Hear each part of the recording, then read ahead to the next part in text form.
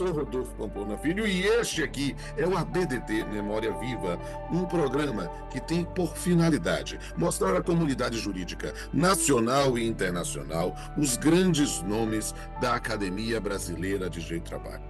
E minhas senhoras, meus senhores, hoje nós vamos ter a honra, o prazer, o privilégio de ouvir uma das nossas mais jovens confreiras. Minhas senhoras e meus senhores, tenho aqui a satisfação de conhecer a magistrada e professora Cristiana Dark Damasceno Oliveira. Cristiana Dark, que prazer recebê-la no ABDT Memória Viva.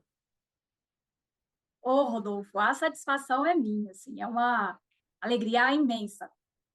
A alegria é nossa ter a nossa representante aí do seu estado na Academia Brasileira de Trabalho e ter a oportunidade de conhecer um pouco de você. Por quê? Porque a primeira pergunta que eu quero fazer é, na verdade, para que vocês possam se apresentar. Falar onde nasceu, onde fez os seus estudos fundamentais, falar um pouco de sua vida. É um momento Cristiana Dark Damasceno Oliveira por Cristiana Dark Damasceno Oliveira. A palavra é sua, minha querida. Eu vim das ruas de terra e tijolos de um pequeno município do interior do estado do Acre, aqui na região amazônica, é um município de origem indígena chamado Tarauacá. E em Tarauacá eu nasci, cresci, estudei em escolas públicas até a iminência do ingresso na universidade, até os últimos anos do ensino médio. Eu sou de uma família de origem bem simples. Meu pai é marceneiro, foi também criança trabalhadora nas ruas, trabalhou na limpeza das ruas, né, como gari, enfim. Seringueiro mirim, na extração do látex da borracha aqui na Amazônia, ali na Primeira Guerra, na Segunda Guerra. E a minha mãe é professora, professora de escolas públicas. E foi exatamente ela, né, e ele, a partir esse vislumbre de que só a educação pode alterar rotas, e sempre estimularam de uma maneira muito nobre, nos nossos corações, nós somos três irmãos, a possibilidade de projetar e sonhar um futuro diferente. Então, a minha mãe me alfabetizou em casa, com 1 ano e meio, ela é professora, como eu te falei, né, de escolas da rede pública, era de aposentada, e aí, com 1 ano e meio, ela me alfabetizou em casa. Com 2 anos, ela tentou, né, que eu ingressasse na escola, já no ensino fundamental, não fui aceita, né, aí, mas fiquei indo como assistente das aulas ali, em Tarauacá, na escolinha que tinha lá. E aí, quando eu completei 3 anos, ela tentou novamente, olha, mas a garota já lê, já escreve, né, já está com tudo aqui encaminhado, vai passar mais 1 ano ali, perdendo, e aí eles falam de novo, mas de jeito nenhum. Falou, tudo bem, então vou impetrar um mandado de segurança. E ela me conta essa história, né, eu já estava na faculdade de Direito, ela faz questão do mandado de segurança, achei até curioso, porque você não sabe como é que os seus caminhos depois vão convergir para uma situação que vai solidificar exatamente isso, né, que, assim, lá no teu início, na tua origem, já tinha a ver com o combate ali à injustiça, né, entre aspas, né, a discriminação por um outro motivo, enfim. E aí eu comecei, então, com 3 anos, né, o ensino fundamental lá em Tarauacá. E fui fazendo série a série, não avancei série nenhuma. Com 11 anos eu comecei, então, o ensino médio.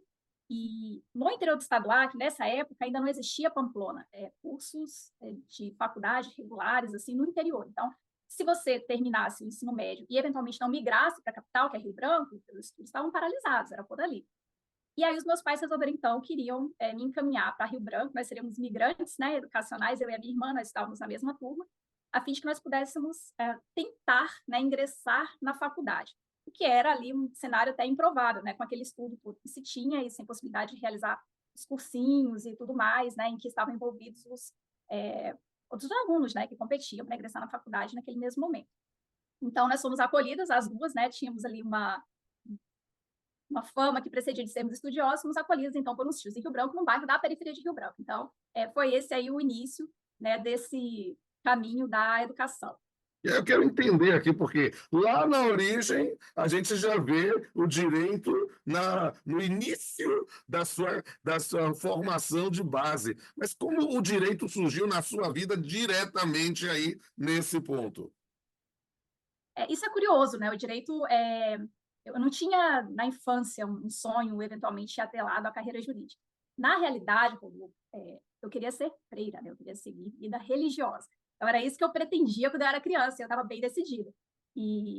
Ao mesmo tempo, eu tinha uma outra paixão concomitante, que era ser professora, porque eu admirava muito o ofício da minha mãe. Não cheguei a ser aluna dela, mas eu contemplava nas aulas, eu estudava na mesma escola em que ela era professora, E eu contemplava muito orgulhosa, assim, radiante aquele ofício que ela exercia com tanto amor. Então, eram duas paixões concomitantes, né? Eu queria ser da vida religiosa, mas também queria ser professora. Então, eu era muito dividida nesses dois aspectos. E aí, no ensino médio, que naquela época se chamava formação integral, então quem é agora estudante nessa idade não vai entender, era a formação integral. Nós tínhamos uma matéria de filosofia, e o professor resolveu, então, fazer um júri simulado, né, nesse primeiro ano do ensino médio. E ali foi a primeira vez, e aí os colegas, né, entre aspas, elegeram para ser a juíza desse júri simulado. Né? Eles me tratavam com muito carinho, né? Era tida como uma mascote da turma. Assim, eu tinha 11 anos, e eles eram muito, muito carinhosos mesmo. E ali foi o meu primeiro contato, né, com algum aceno de que, eventualmente, né, o direito poderia estar de uma forma mais contundente. Eu adorei, né, os debates, a parte de argumentação. Os meus pais dizem que desde criança, assim, também, eu sempre fui apaixonada por leitura, né? Eu adoro livros. Traça mesmo, sabe? Adoro livros. E também reportam que tinha, já desde criança, bem solidificar essa questão da argumentação, de não se acomodar com aquilo que parece, né? Pelo menos no entender daquele ser humano ali que está errado, de não se conformar com a injustiça, mas até então não era nada colocado dessa forma. Então, quando nós estávamos em Rio Branco estudando, já estávamos, então, ali no terceiro ano, eu e a minha irmã, eu não tinha decidido, de uma forma categórica, qual seria o curso ainda. E aí eu me lembro vividamente, né, é até uma história curiosa, assim, eu gosto de contar, às vezes está conversando com alunos, né, com alguém que está definido na carreira, eu acredito muito que as coisas convergem, né, e te sinalizam quando você tem um coração grato, o caminho que você deve seguir. Eu estudava de manhã, então, né, era um bairro bem distante, nós tínhamos que nos deslocar para a escola. Meus pais tinham feito um super esforço para que eu e minha irmã, eles também com esse vetor da educação, pudéssemos no turno da tarde, durante alguns dias, fazer aula de computação, né, porque eu sou do tempo da datilografia, Rodolfo, né, então eu aprendi ali a datilografia, né, então a Tarauacá tinha feito curso de datilografia, mas não tínhamos computador, né, lá em casa. Tarauacá não tinha computador na nossa casa. Mas os meus pais colocaram isso na cabeça, né? Elas vão fazer um curso de computação, vão aprender o básico, né? Também um curso de inglês, né? Eles juntaram todas as economias ali, mas tinha a minha irmã lá e o curso de inglês. Mas o que acontecia? Para ir à tarde para esse curso, hora nos dias alternados de computação, hora de inglês, como não havia assim recursos materiais abundantes, né? Eu tinha que ir a pé com a minha irmã no período da tarde, desse bairro da periferia até lá ao centro onde funcionava. Então, às vezes, nós íamos juntas, outras vezes não. E, normalmente, quando ela não ia comigo, eu saía do curso de computação e ia para a biblioteca pública, né? Para ter acesso a mais livros, enfim, para tentar, de alguma forma, compensar esse eventual deságio, né? Na condição de concorrência mesmo, para tentar ingressar na faculdade federal, né? Que era um sonho tão distante. E aí, enfim, você anda a pé, né? Ora você vai estar ali em situações do tempo climáticas favoráveis e outras não. E muitas vezes eu chegava na biblioteca após chuva, né? Então eu ia caminhando e chegava lá integralmente molhada pela chuva. E a atendente, ela naturalmente não ficava contente com isso. Só que certa vez, né? E aí isso foi assim, como se fosse um lumiar, assim, sabe? De orientação. E um desses dias que eu ia para a biblioteca pública para estudar, para tentar passar no vestibular, além não bastasse, né? Tá caminhando a pé, ter tomado chuva, passou também um veículo do lado e eu fiquei inteiramente acometida de lama, né? E aí, nesse dia, justamente, né, a atendente estava bastante chateada e falou que eu não ia entrar para estudar. Dessa vez ela não autorizava que eu entrasse para estudar. E eu falei, mas moça, por favor, né? O vestibular está chegando, enfim, expliquei a situação, né? Era o tiro único, né? Não tinha outra possibilidade, era aquilo, né? Se a gente ficar ali um ano, enfim, apesar de todo o esforço dos meus pais, sem que as coisas dessem certo, e ela foi e autorizou. Falou assim, tudo bem, só que você passa aqui pelo cantinho, você vai ficar naquela mesa lá separada e não deixe a sua lama tocar por onde você passar. E quando eu dei as costas, ela falou assim, essa gente mata. Então, aquilo me marcou profundamente, né? Eu agradeci, ingressei, e quando eu cheguei nessa mesa do cantinho, tinha um livro do Antônio Augusto Cansado Trindade, que alguém tinha usado, tinha deixado sobre a mesa, né? Que é o Tratado Internacional dos Direitos Humanos, lembra até hoje. E aí eu pensei, ali, né? Lógico, fiquei aborrecida, mas eu não sou a pessoa de esmorecer, não, sabe? Não me esmoreço fácil, assim, são desafios e a vida é difícil para todos, então, adiante. Quando eu vi aquele livro ali, né, e comecei a folhear, eu até esqueci a disciplina que eu tinha que estudar para o vestibular. Eu fiquei encantada, eu fiquei apaixonada. Então, eu começava agora a ir para a biblioteca para estudar não só a matéria do vestibular, mas para poder ter acesso àquele livro que ela não deixava que eu levasse para casa. Então, quando eu terminei de ler, eu falei, tenho certeza, é direito, né? Vai ser direito.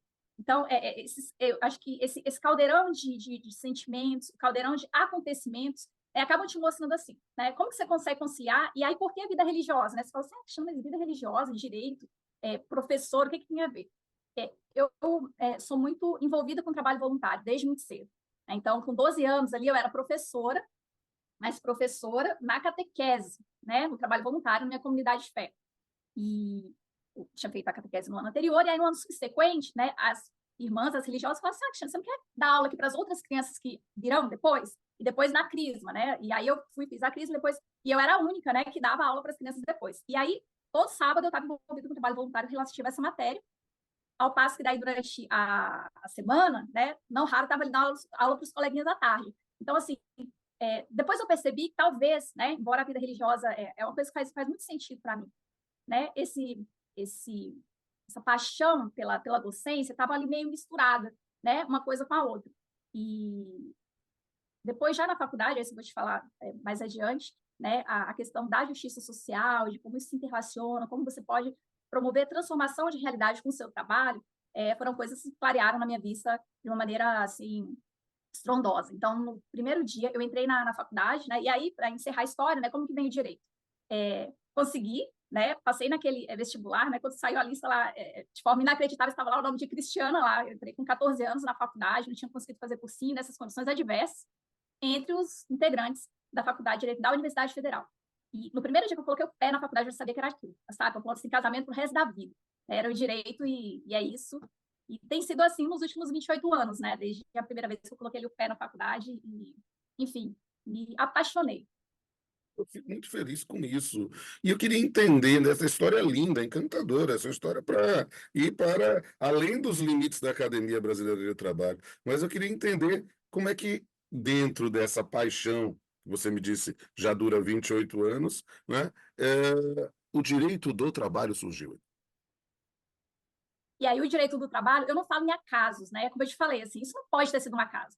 O livro do Antônio Augusto Cansado Trindade ali, né? E não pode ter sido um acaso. E o direito do trabalho também vem num contexto que não era algo pensado, né, desde o início. Eu, na realidade, como entrei muito jovem na faculdade, eu não podia ainda fazer os estágios, eu não tinha idade para fazer estágio. Então, eu aproveitava todo o tempo que eu tinha para ler os conteúdos de maneira antecipada, sabe? Para quando eu pudesse eventualmente fazer concurso, até para essa questão de relocação ali dos recursos materiais, para as coisas ficarem mais tranquilas, mais acomodadas, né, ter mais autonomia, poder então participar de uma forma efetiva. E daí, nesse período em que eu estava na faculdade, eu acabei fazendo estágio, né, e atuando e fazendo concurso para a área da Federal Comum, né? Eu trabalhei 2 anos no Ministério Público Federal, como estagiária, eu trabalhei no Tribunal de Justiça, eu trabalhei, né, fazendo assessoria também para o Tribunal Regional Eleitoral, fui servidora da Justiça Federal do TRF-1, né, que era a sede em Brasília, mas eu atuava na seção judiciária do Acre por 2 anos. Então, enfim, o direito do trabalho, a princípio, né, eu era alguém forjada na Federal Comum. E esse escola de advocacia, acho que eu atuei 2 meses só, foi justamente no espaço entre uma e outra atividade. E, então, eu sempre fiquei ali mesmo na área do serviço público, e eu acreditava que, ao fim do curso, era justamente por essa vereda que eu, né, iria me encaminhar e seguir a minha vida. Até porque, olha que coisa interessante, Rodolfo. Na faculdade, eu apenas nós tivemos direito de processo de trabalho, mas juntando as disciplinas todas que nós tivemos, a minha turma, você sabe, né, na Federal acaba que tem períodos de greve, né, enfim, recorrentes, às vezes os professores acabam tendo uma ou outra dificuldade, e na nossa turma nós tivemos só 3 aulas, juntando todas as aulas de trabalho e processo de trabalho durante toda a faculdade, 3 aulas, porque a professora não comparecia para as aulas, ela mandava então para o aluno que era mais próximo quais eram os trabalhos que precisavam ser efetuados, os seminários que nós, os alunos, tínhamos que preparar e apresentar uns para os outros, né? E, enfim, foi assim, né? Então, às vezes nós temos grandes referências, né, humanas, profissionais e acadêmicas dos nossos professores que nos levam a fazer escolhas importantes para a nossa vida profissional, Sim, mas em relação ao direito do trabalho e ao processo de trabalho, não foi isso, pelo menos naquele momento. sim. Porém, falando em referências, eu tive um professor de direito constitucional, ele é juiz federal, inclusive depois que eu passei no concurso, eu passei no 18, eu fiz concurso, no 19 eu já tomei posse. Então, né, como servidora ali a partir dos 19, que é o doutor, nossa, tem enorme gratidão por ele. Eu já estava procurando, querendo saber com quantos anos você se formou, que a depender do Código Civil da época, você foi emancipada, né? Eu fui emancipada. Porque até o Código Civil, no Código Civil de você conclui o ensino superior, você é emancipado. No Código Civil 16 era com 21 a maioridade. No de 2002, que é vigente 2003, com 18. Eu fui emancipado porque eu virei servidor da Justiça do Trabalho com 19 anos. Mas Não, ainda mais dois. era ainda na vigência do Código Civil 16. Então, maioridade com 21, eu fui emancipado com hipótese legal aí. Mas quando eu olho para você e vejo assim tão jovem, eu nunca sei exatamente qual foi a data, porque estou tentando fazer as contas aqui. Mas siga aí, meu amor. Então, teve um eu professor tomei constitucional. posse, eu tomei posse na Justiça Federal em 2002, né, em setembro. E aí o código vem e Ainda vigente em era janeiro de 16. 2003. Então, eu fui você foi emancipada emancipado. justamente também. Mas não estamos combinando só no nosso beijo, Rodolfo. Temos pontos aí Não, de na verdade, intersecção. é tão lindo isso. Então, nós estamos com uma paleta de cores, que é uma paleta de cores de esperança. Eu estava pensando em falar isso no final, mas a sua história é uma história admirável, é uma história inspiradora e que, na verdade, renova isso, esperança. Eu acho isso muito legal. Estou te deixando falando aqui. Estou curioso já. Esse professor de constitucional que lhe foi um lumiar. Quero saber isso aí. Então, professor, né, que é magistrado, é o Davi Wilson de Abreu Pardo. E aí, depois, quando eu passo no concurso da Justiça Federal, né, depois de um determinado momento, eu fui justamente ser assessora dele. Veja como é que são as coisas, né? E eu admirava, assim, sabe? Eu tenho muita admiração pela docência, né? Não só pela minha mãe, pela história toda, mas porque são artífices mesmo do futuro, do presente, do passado. Você não tem nenhuma profissão se você não tiver professores, né? Então, eles são os artífices que tornam possível que as demais profissões existam. Mas voltando ao assunto. Daí, ele era professor de constitucional nessa época. E ele era sensacional, né? E eu já tinha lido, então, como eu te disse antes, um livro lá do Antônio Augusto Cansado Trindade na área internacional.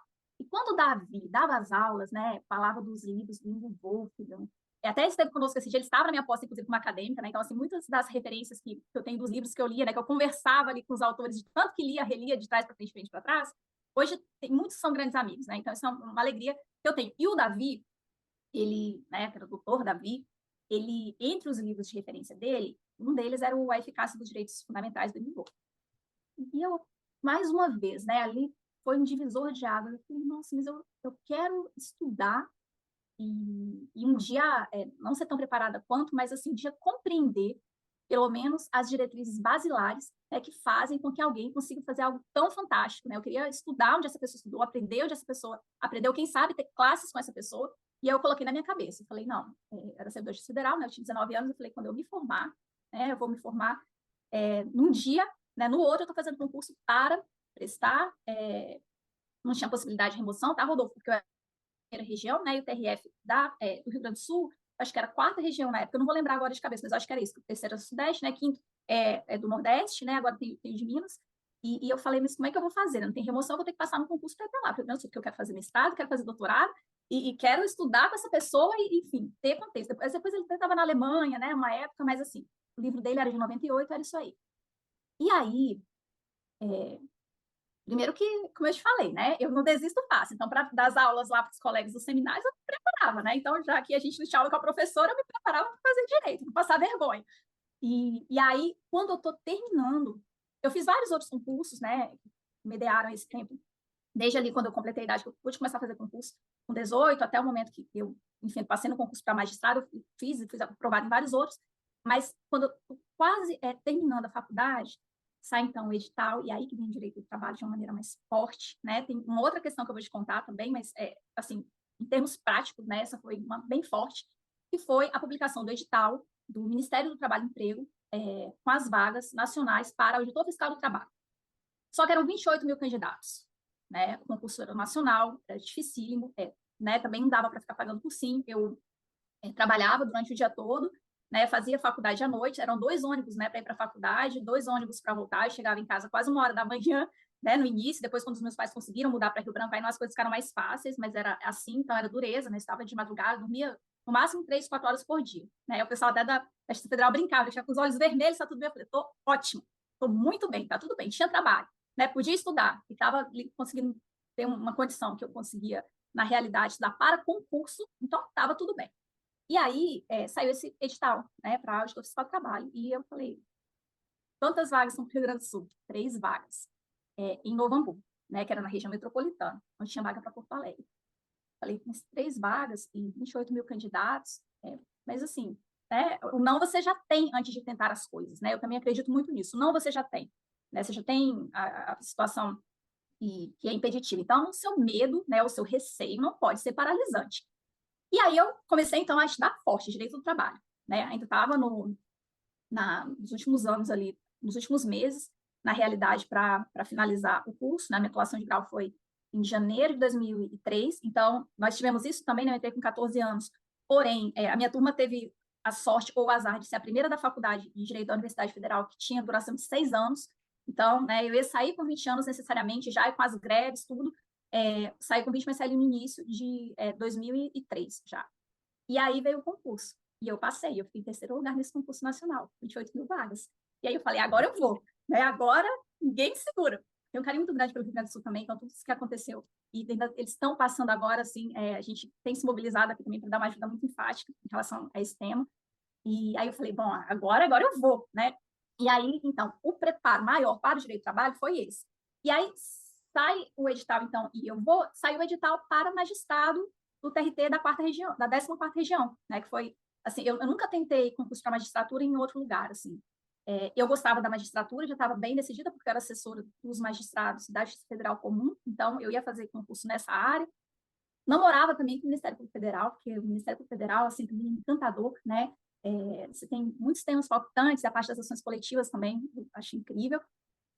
Mas daí eu falei, bom, estou aqui com o direito do trabalho bem preparado, né?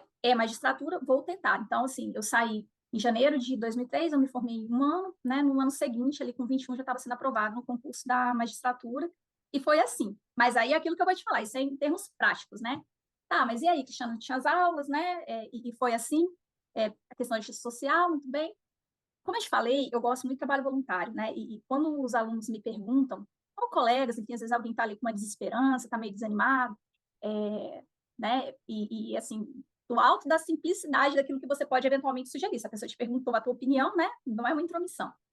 O que eu considero diferente, uma trajetória não só profissional, acadêmica, né? Como pessoal. Trabalho voluntário, Rodolfo, para mim, assim, faz sentido. Né? Não porque eu tenha começado, então, assim, já são 30 anos de trabalho voluntário, eu tenho 42 anos agora, então eu comecei ali com 12. São 30 anos, porque você sai do seu lugar de acomodação, ou às vezes você tem uma visão obtusa sobre determinados temas, e quando você, o trabalho voluntário permite também ouvir histórias, né? Aprender com as pessoas, ter humildade e também desperta gatilhos mentais para você pensar em soluções que são rápidas, para resolver problemas. Então, acho que isso me ajuda muito também na magistratura, nas outras atividades que nós fazemos. E aí, nessa situação do trabalho voluntário, no primeiro ano da faculdade, né, eu sempre me voluntariei em tudo que era possível nas ações sociais, tudo que era possível estava lá no meio, né, inclusive na Caritas, na Igreja Católica e tudo mais. E aí, em 1998, ou foi 97, não, foi 98, porque agora estou fazendo 25 anos, ocorre, então, ainda era na época do CADE.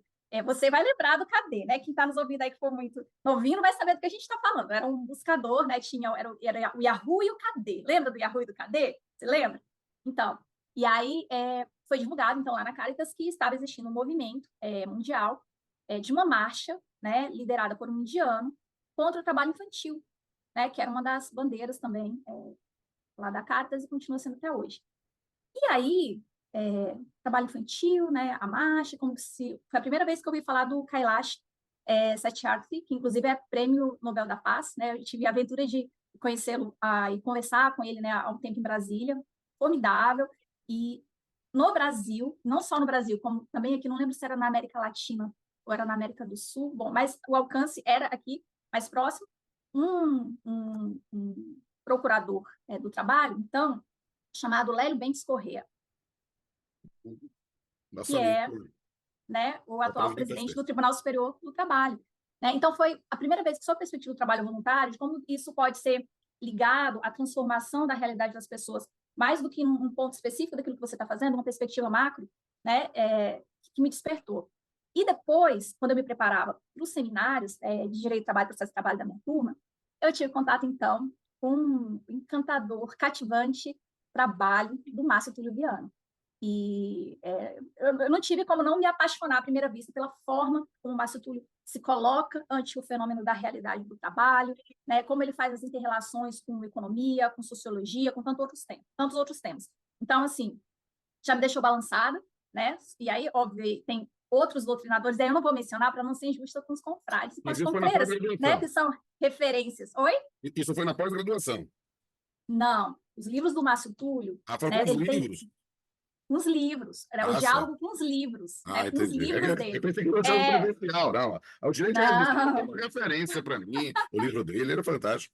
Não é porque não, eu estava tentando entender, porque você fez um concurso, você estava no Acre, foi para o Rio Grande do Sul, não. aí depois já fez o concurso para magistratura. Eu tô Com os esperando livros, esse né? concurso. Essa inspiração que eu te falei, às vezes que você não tem um professor ali do teu lado, mas aí você tem, né, dessa pessoa que é como, porque ler o Márcio Oliveira é como se ele estivesse conversando com você, como a gente está conversando Exato. aqui, Ó, mas né? Ele é quando você maravilhoso. vier a Salvador, com sua família toda, vou recebê-la aqui na minha casa, você vai ver. Na abertura da minha biblioteca, aqui, eu tenho as fotos dos meus 4 professores mais inspiradores, sabe? Eu acho que para mim uma referência. Eu sou professor muito pelos exemplos que tive, né? Porque a palavra ensina e o exemplo arrasta. Então, quando a gente tem alguém que nos encanta, eu disse, olha, essa é uma homenagem que eu quero fazer pro resto da vida. Mas continue, que a entrevista é com você, não comigo. Ah, Pamplona, acho que eu estou falando demais aqui. Não, Nossa, siga. Eu tô querendo nesse momento, você com os livros do Mastro Viana. A questão do trabalho voluntário encontrou também o Lélio, que é uma referência, sempre foi um grande amigo. E aí você faz o concurso para o TRT da 14ª, que era a sua terra, né? Então você faz, digamos assim, faz essa ponte enorme, não é uma ponte aérea, é uma ponte gigante. Acre, Rio Grande do Sul, Acre de novo, né? E aí seguiu na magistratura. Fale um pouco sobre você na magistratura. a magistratura também, assim, tem pessoas que acham que é clichê, né? Falar sobre vocações, né? O que é demodê, enfim. E eu respeito absolutamente, né? Porque cada um tem um sentido. Mas eu não poderia me encontrar num local mais adequado de ofício que não fosse a magistratura, assim, de algo que faz sentido, né? E que me dá, assim, ânimo de fazer, sabe? Sabe alguma coisa pela qual você tem elan, né? Você tem elan, e não só pela questão propriamente estrita, do julgar, de fazer audiência, não. É tudo aquilo que diz respeito ao que é ser um magistrado. E aí eu não me refiro, Pamplona, ao status de magistrado, porque eu nem vejo dessa maneira, né? Sim ao poder fazer, poder servir. Juízes e juízas servem à sociedade, né? Né? Então, é um ofício realmente muito nobre, E e essa coisa de servir é aquela frase básica. Quem não vive para servir, não serve para viver. Então, eu acho exato. que está um pouco. E você tomou posse na magistratura em que ano? Eu tomei posse foi no mesmo ano em que eu tomei posse como auditora fiscal do trabalho. Então, eu fui, né, tomei posse, fiquei em Brasília ali um tempo, que foi o tempo de formação, fui para o Rio Grande do Sul. Logo em seguida, eu fui aprovada no concurso aqui, que foi em 2004, né, foi 2004. Quando eu estava fazendo o concurso para magistratura, eu tinha 21 anos ainda, né, no dia da posse, acho que eu tinha estava com um mês e pouco, eu já tinha completado 22, né, então eu já estava sendo aprovada com 21 anos, já estava sendo aprovada no concurso. E muitas pessoas até dizem, né, não sei isso porque eu não sei onde pode ter essa estatística, e eventualmente, né, eu teria sido a juíza do trabalho mais jovem da história, né, da justiça do trabalho no Brasil.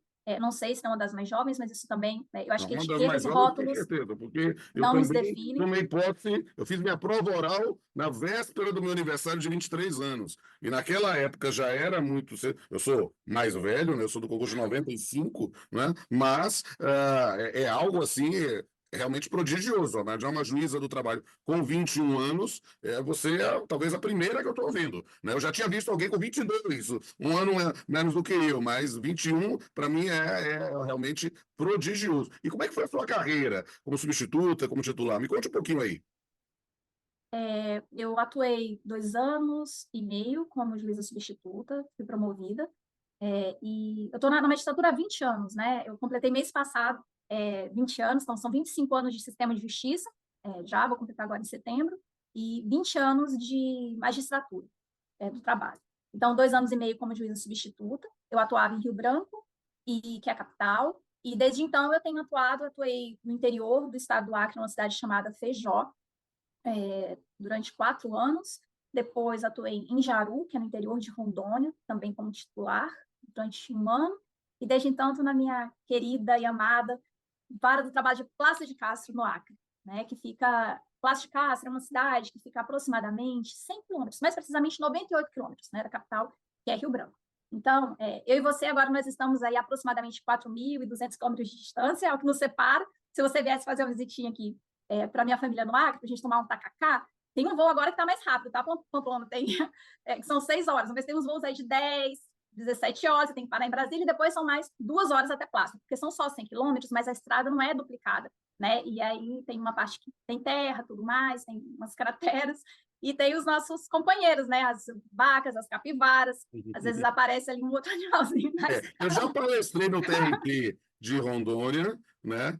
No TRT do 14ª, mas em Rondônia. Eu fiz Lá em uma Rondônia. palestra aí no Acre, numa faculdade em 2019, mas eu não conheço ainda a sua cidade, então já está anotado nos meus planos. Para o primeiro evento que você for fazer aqui, eu sou querido Cid Magal. Me chama que eu vou e a gente vai agendar e vai ser um prazer enfrentar essa maratona para te encontrar aí e ter o privilégio desse abraço. Mas me conte E mais, você porque sabe? toda a Ah, magistratura, desculpa. você, Ah, eu sou um admirador seu, votei em você para a academia e eu tenho, nessa perspectiva também, eu queria que você falasse um pouco dentro ainda da atividade da magistratura, de um prêmio que você recebeu, né? Acho que na sua atuação na magistratura, acho que vale a pena falar um pouco também do reconhecimento dos seus méritos na magistratura. Fala um pouquinho aí.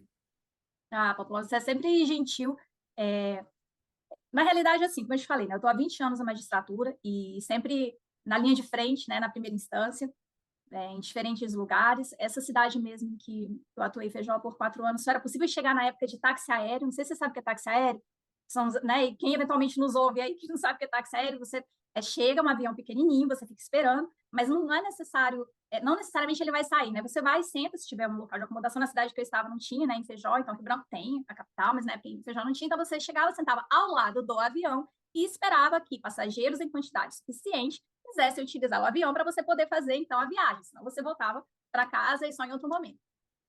E aí, lá em Feijó, tem até uma história curiosa. Olha, você tinha falando muito, você me corta, já te falei. Daí, eu estava lá sentada, né? E aí o piloto vem e fala assim, até conta essa história para a Ione, uma vez a gente estava na entrevista. Fala assim, mocinha? Falei, mocinha, obrigada pela parte que me toca, né? Porque nem tão mocinha assim, porque eu só viajava com as itinerantes, inclusive, para lá, com mochila, com tênis e tudo mais. Eu falei, pois não, o que eu posso ajudar o senhor? Falou assim, me dá uma ajuda aqui no avião para a gente poder sair em seguida.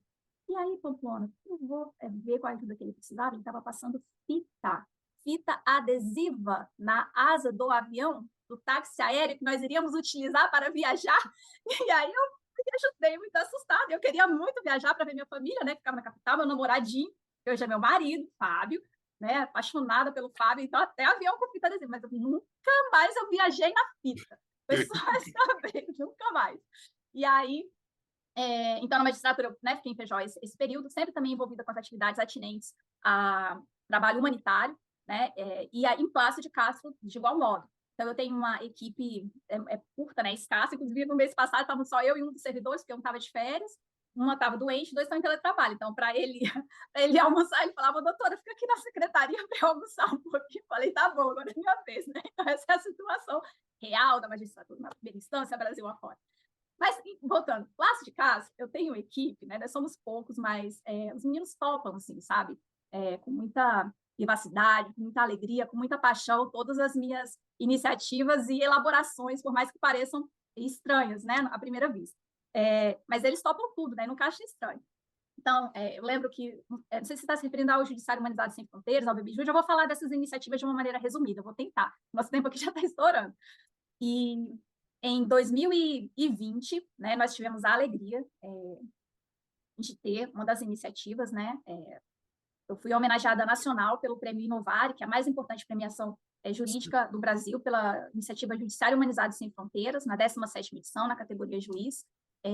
São milhares de práticas já que o Inovar tem analisado de uma forma muito séria nesses mais de 20 anos de existência do prêmio. E a Judiciário Humanizado Sem Fronteiras é a iniciativa que é considerada pelo Judiciário, pelo STF, por vários estudiosos como a origem no Brasil do ajuizamento telepresencial de ações, desse sistema multiportas de acesso à justiça, complementar, diga-se de passagem, não exclusivo, né? Então, é uma facilidade a mais de acesso ao jurisdicionado para ter uma porta válida de comunicação com a justiça. Então, não se trata das audiências, né? As audiências eram feitas já há muito tempo pelos colegas no Paraná, e tantos nós, né, tantos outros, nós começamos lá na Vara também a fazer ali o Sistema Nacional de Videoconferência do CNJ em 2016, antes do próprio advento do Código de Processo Civil do Vigor, mas não é isso, não. É o atendimento aos jurisdicionados na ponta, no início. E isso depois, com diferentes nomenclaturas, foi sendo acolhido pelos colegas com muito interesse, e acabou depois desembocando no que hoje se chama de balcão virtual, né? O balcão virtual é isso, você tem alguém ali disponível, né, que eventualmente aqui não tem acesso a essa informação, para atender o jurisdicionado a qualquer momento. E, enfim, tem aspectos duplos da prática, não vou adentrar agora, porque daí, senão ficaria muito mais demorado para explicar, mas teve esse reconhecimento incrível, e mais do que reconhecimento, o Inovar, ele promove capilaridade, democratização do conhecimento. Nesse mesmo ano, a Secretaria Nacional de Justiça, então, entra em contato com a prática para que fosse replicada, né, via Ministério da Justiça, no Brasil, em diferentes esferas.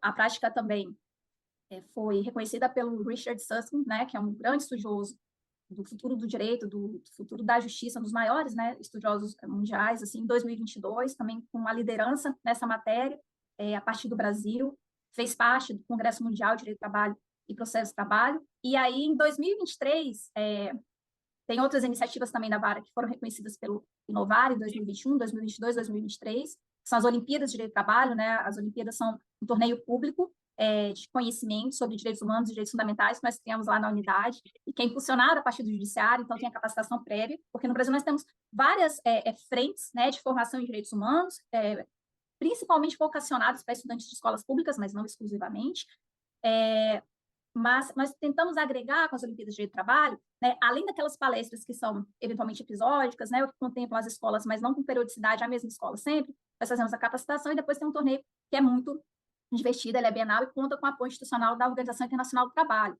E aí, em 2023, então, o Museu do Supremo Tribunal Federal fez uma homenagem, né? Eu fiquei realmente sobre horizontes inimagináveis, assim, né?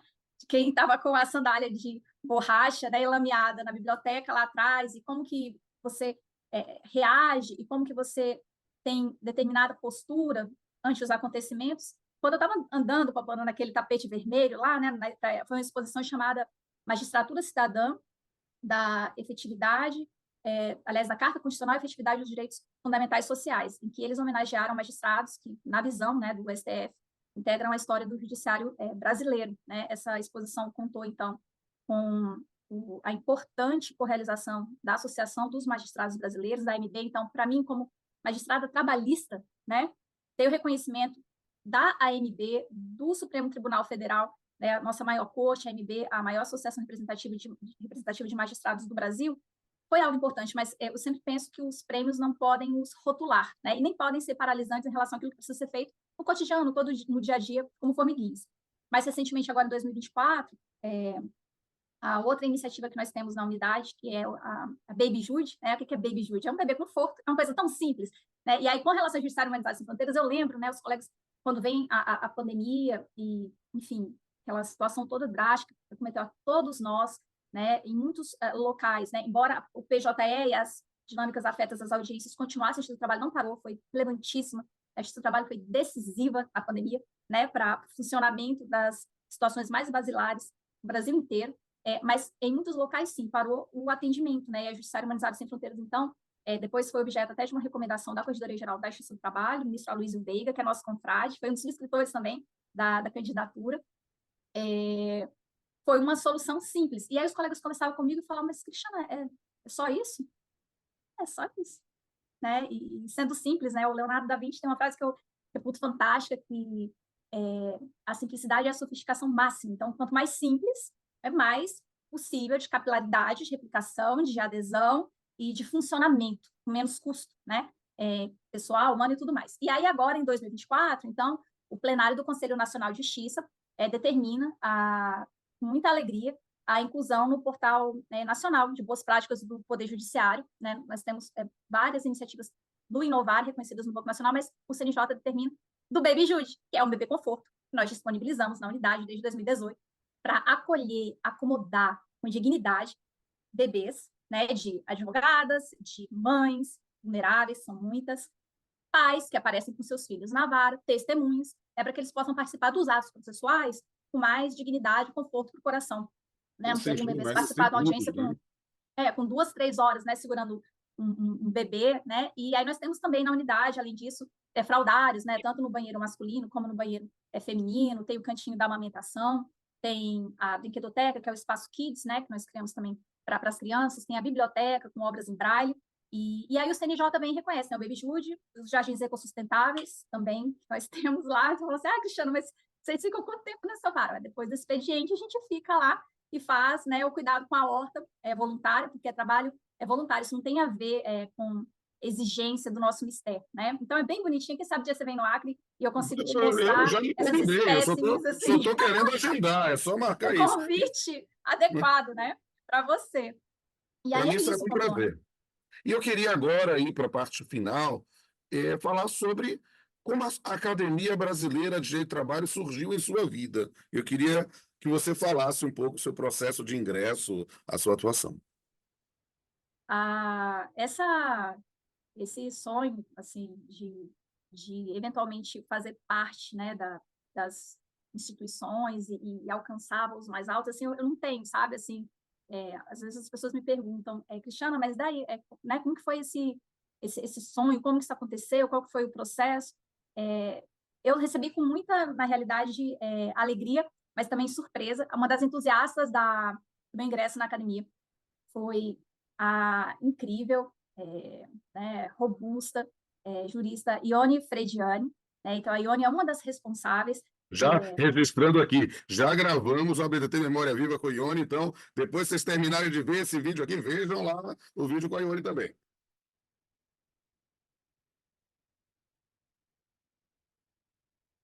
Alô? Alô? Alô, Eu alô? acho que travou. Travou, mas Travou. voltamos. Depois, vamos seguindo aqui. Já falei agora sobre o episódio da Ione Frediani, aí nosso amigo Ah, Bernard já edita depois, vamos fazer. Vamos seguindo a partir daqui. Terminei de falar da Ione Frediani. Confiram lá. Aí você continua falando. Então, e a Ione, ela é uma icônica representante da formação de magistrados no TRT da segunda região. Então, a Ione, numa época lá atrás, em que não existiam esses recursos, né, tão expressivos para as escolas, que permitem as viagens para fora, tudo, a Ione lapidou e fez um trabalho que é uma Ela contou essa referência. história, inclusive, lá no ABT Memória Viva, ficou um negócio, e sem sombra de dúvida, algo assim muito destacar nessa confreira admirável. Siga aí, querido. E aí ela, além disso, é uma grande jurista, né, e uma pessoa muito generosa, acolhedora para o diverso. E eu tinha participado de uma entrevista recente, eu já conhecia a Ione pelos meios tecnológicos já há algum tempo, a gente já trocava e-mails a respeito de eventos, né, de produções acadêmicas e científicas, e eu tinha participado recentemente, à época, né, desse convite, de uma entrevista com ela. E ela me liga um dia à tarde e fala assim, Cristiano, olha, tem vários acadêmicos que estão considerando seu nome para a academia e a gente gostaria de verificar o que você acha, né, a respeito desse assunto. O que eu acho, né, Popô? Eu nunca tinha imaginado isso. Poderia ser para mim, jamais, né, Academia Brasileira de Trabalho. E porque, como eu te disse, né, algo muito distante, assim como todos esses prêmios que eu te falei. Então, nada disso é esperado, né? Eu recebo com um coração muito grato, assim. Então, acho que como eu estou sempre contente e agradecida por aquilo que já existe, eu acho que eu já sou uma pessoa muito abençoada, assim, né? Pai Celeste cuida bastante enfim, inclusive sou da família e tudo mais. Eu fiquei super surpresa e imensamente feliz também, né? Eu fiquei imensamente feliz. Então, a Ione, e tem vários, né, eu não vou falar o nome de todos, para não correr o risco de esquecer. Mas, assim, você foi um dos subscritores da minha candidatura, né, o Bezerra, a Ione, entre tantos outros. Né? Foi um processo, e a academia é um processo, esse processo do ingresso, né, sendo a entidade brasileira que tem as pessoas, se não todas, mas uma grande parte, porque nós temos também lumiares que não estão na academia, né? Temos grandes doutrinadores que não estão na academia, mas, enfim, congrega de uma forma muito pujante o que a gente tem de, seguramente, mais precioso na produção científica do direito e do processo do trabalho no Brasil. E essa é uma construção que é um contínuo, né? É um contínuo. Então, eu não imaginava isso para mim, assim, foi algo muito natural, embora, né, essa questão da produção acadêmica já venha de muito tempo. Você deve ter um seu preferido também, porque a gente sempre tem um preferido, né? De tudo que eu produzi até hoje, eu continuo fazendo muita coisa, mas eu tenho um livro chamado Direito ao Trabalho Contemporâneo, até te contei uma vez de presente, esse tem uma foto muito linda, lá no seu Insta com o livro. Esse livro me trouxe muitas alegrias, né? Ele é um livro de 2010, ele esgotou, acho que em 2 ou 3 meses, e ele está nas bibliotecas de várias universidades europeias. De vez em quando me liga, esses dias até me mandou mensagem um confrade nosso, que é membro correspondente internacional, falou assim, Cristiano, olha o que eu me deparei aqui, estou aqui, me deparei com esse livro, eu falei assim, olha, que legal, então, assim, é um livro que me trouxe muitas alegrias, e que te permite uma rede, né, de contatos. Às vezes você não conhece a pessoa pessoalmente, você está 4, 5 anos daí trocando ideia, né, 10 anos trocando ideia, mas não conhece ainda pessoalmente. E esse livro, então, ele foi decisivo assim, na minha carreira. Ele é um livro que tem, inclusive, a orelha dele, né, subscrita pelo Márcio Liviano, né, quem fez o prefácio belíssimo foi o desembargador Luiz Otávio Linhares Renault, que é da terceira região, processualista de mão cheia. E então eu já tinha as produções todas e continuo, né? Agora estou na coordenação da fazer aqui um jabá. A Transformações no Mundo do Trabalho, que são 350 participantes do mundo inteiro, eu sou a coordenadora e organizadora da coleção, são 15 livros. Mas não imaginava na academia, assim, né? Era algo que estava ali na minha rota de pensamento, e realmente foi uma alegria. Esse é um ingresso que é muito disputado, né? Mas vale a pena, você faz grandes amizades que são para a vida toda, né? Muitos daqueles que eram referentes hoje são meus amigos, também na academia, né? Pessoas belíssimas, assim, que usaram o meu caminho, por exemplo, como o professor Evans Kalula, que é o presidente do Comitê de Liberdade Sindical da OIT, em Genebra, ele fica na África do Sul durante muito tempo, estava na minha pós na academia, então tem muita gente que eu trago das relações, assim, de muito tempo, né? E o Ingo Wolfgang e tantos outros que eu admirava, estava ali nesse dia que foi tão importante, tão representativo para o meu coração. Foi o dia que meu pai completou 70 anos, dia da minha posse na academia Pamplona, e é o dia da Revolução Acreana também, né? Que é o desejo do Acre de fazer parte, né? O Acre queria fazer parte do Brasil. Foi eu brinco que são 12 trabalhos de Hércules, né? É, e foi muito bonito, assim, eu recebi tantas ligações lindas, né? E esse ingresso, né? Eu lembro como se fosse hoje, foi em junho, né? Quando saiu o resultado, e como eu disse, né? Foram um beijo, um abraço carinhoso para todos os confrades e confreiras, né? Que subscreveram, não vou falar todos aqui, mas homenageio na sua pessoa, na Johnny e na do Bezerra, para não deixar ninguém chateado.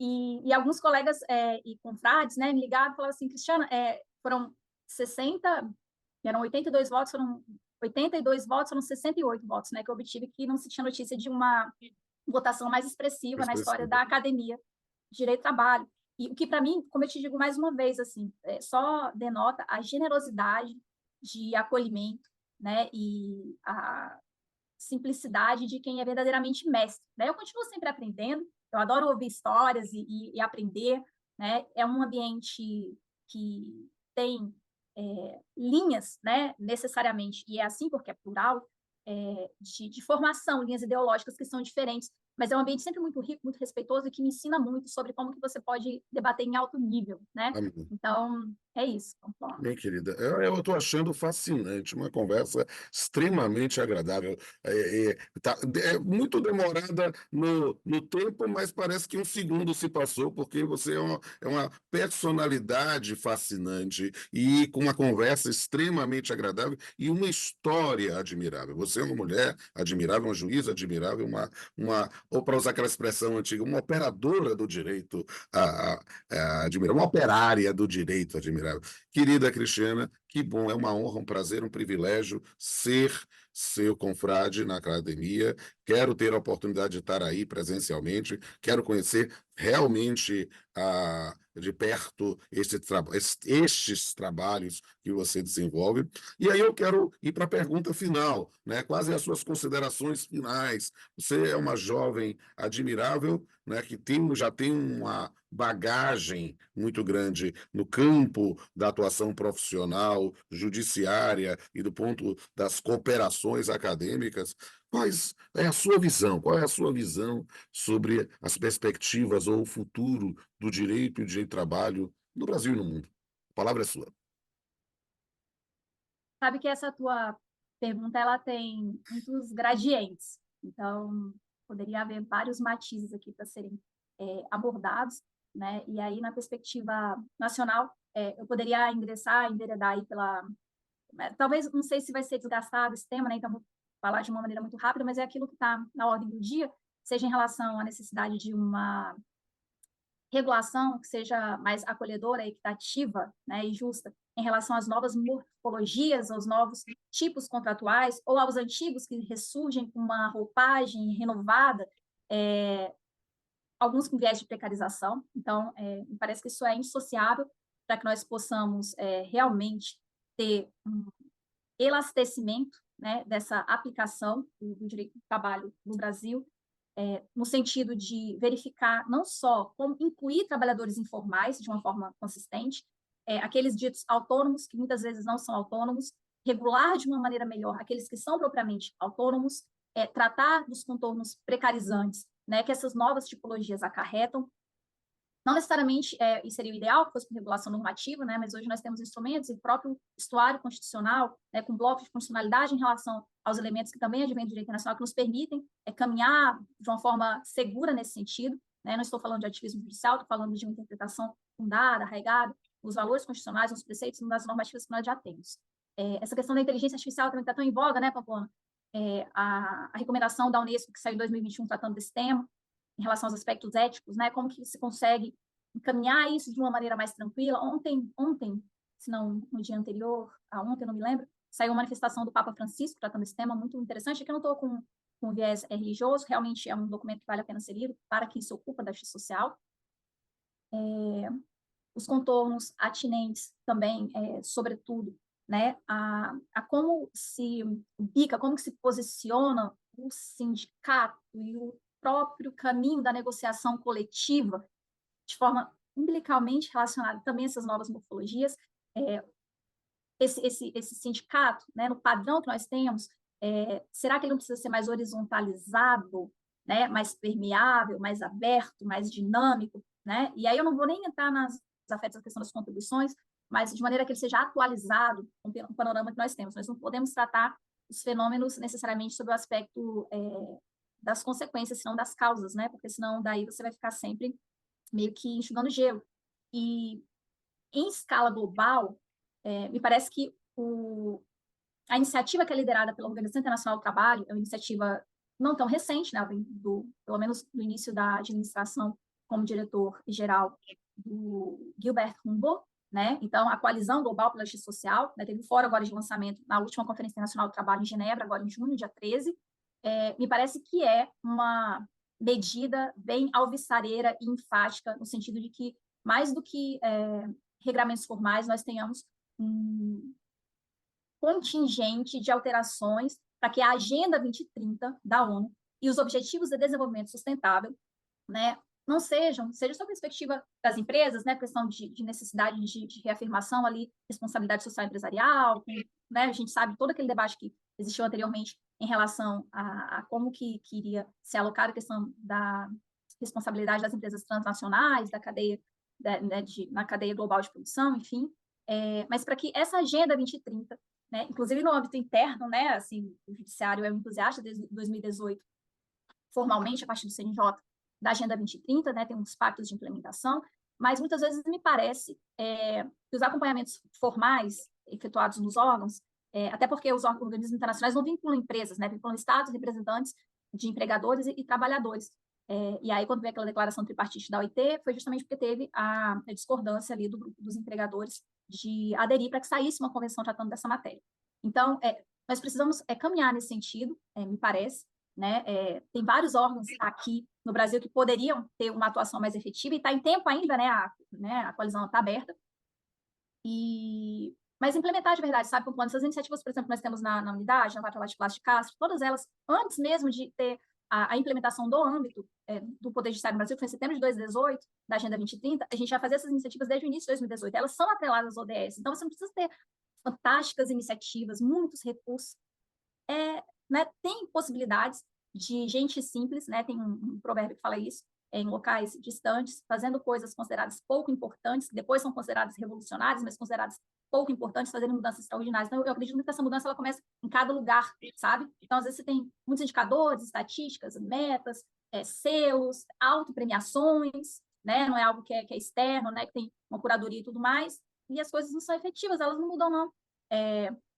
Em escala global, me parece que há um fortalecimento, uma tendência no direito transnacional do trabalho, e isso nos ajuda a pensar em como estabelecer laços de solução concertadas para os desafios que são apresentados justamente não só em empresas transnacionais e trabalhos que são prestados em cadeias globais de produção, mas em relação, inclusive, né, com essa tecnologia toda, a intercorrências, por exemplo, de greves, né, ou apoio às greves não típicas entre trabalhadores de um país e de outro país. Você vai resolver isso como?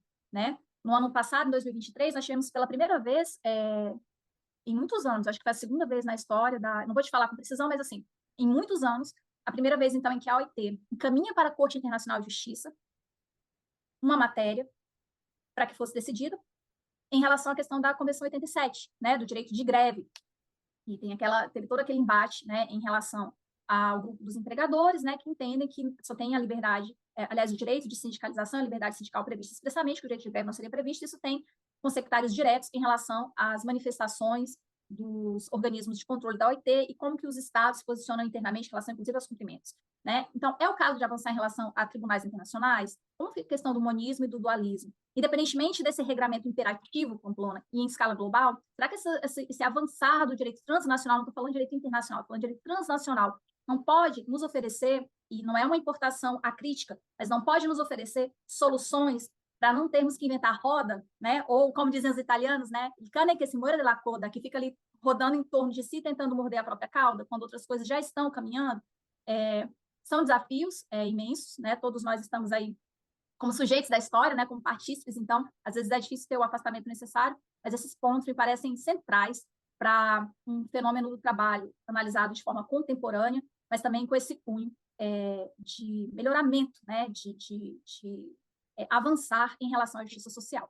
Excelente. Acho que há muito a aprender ainda contigo e acho que a gente vai ter muito espaço para fazer outros vídeos e outras entrevistas para temas de interesse geral. E é preciso, nesse momento, encerrar e dizer a todos e todas que vocês tiveram o privilégio, o prazer, a honra de ouvir um pouco sobre a vida e o pensamento da nossa estimada confreira Cristiana Dark Damasceno Oliveira. Meus amigos e minhas amigas, aproveitem a oportunidade de, ao terminar de ver esse vídeo, ver os outros vídeos da playlist. Nós temos aqui vários outros vídeos do ABDT Memória Viva. Também veja a playlist do ABDT Entrevista, em que trabalhamos temas específicos, e a gente é o 2030, eu acho que é uma pauta excelente para eu fazer um episódio aqui com a amada Cristiana. E nesse ponto também, vejam lá nosso perfil no Instagram, os nossos podcasts e tudo mais que demonstra o grande potencial da Academia Brasileira de Trabalho. Até a próxima, um abraço a todos e todas.